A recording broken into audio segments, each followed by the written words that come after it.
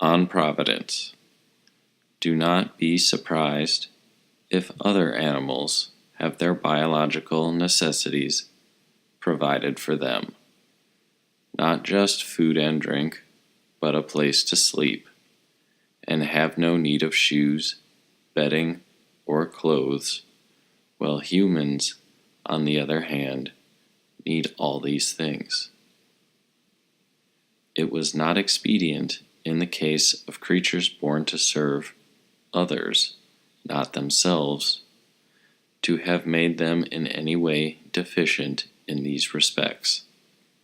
After all, think what it would be like if we had to worry about finding clothes and shoes, or food and drink for our sheep and asses, in addition to having to provide these essentials for ourselves, just as soldiers report to their commander at the ready, clothed, armed, and shod, and it would be too much to expect the commander to have to equip them out of his own time and pocket. So nature has created the animals that are born for service, ready for our use, and in no need of further attention. The result is that a single small child, armed with no more than a stick, can control an entire flock of sheep. As it is, though, we neglect to give thanks for not having to bestow on beasts the same care as we do on ourselves, then complain to God concerning our own condition. Yet, I swear, if we had an ounce of gratitude or respect, the least aspect of creation would be enough to get us to admit the existence of Providence. And I'm not talking about great things now.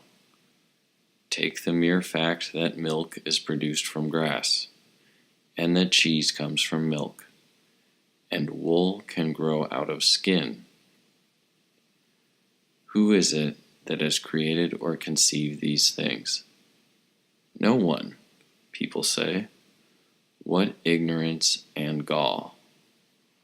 Let's leave the chief features of nature aside and just consider its secondary effects. Is there anything of less utility than a beard? But nature has found a most becoming use even for that, enabling us to discriminate between the man and woman. Nature identifies itself even at a distance. I am a man. Come and deal with me on these terms. Nothing else is needed. Just take note of nature's signs. In the case of woman, in addition to mingling a softer note in her voice, nature has removed the hair from her chin. But you say, the creature could have done very well without this distinguishing mark.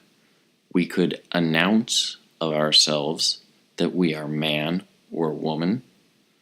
But you miss the point. Look how proud, handsome, and becoming the sign is. Much more attractive than the cock's comb, prouder even than the lion's mane. That is why we should safeguard the signs that God gave us, and by virtue of which the genders were intended to be distinguished. Are these the only works of Providence relative to our case? Hardly. In fact, there are no words adequate to praise them or do them justice. If we had sense, there is nothing better we could do with our time than praise God and proclaim His good works, whether in public or private. We should praise Him even while we're busy digging, plowing, or eating. God is great. He has given us these instruments to work the earth. God is great. He has given us hands, a mouth, and a stomach, the ability to grow unconsciously, and to breathe while we're asleep.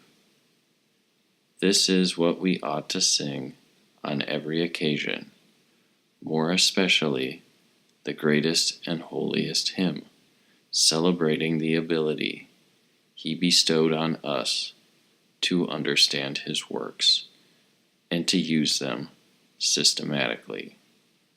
Well, since most of you are blind, I suppose there has to be someone who fills this role and will praise God on others' behalf.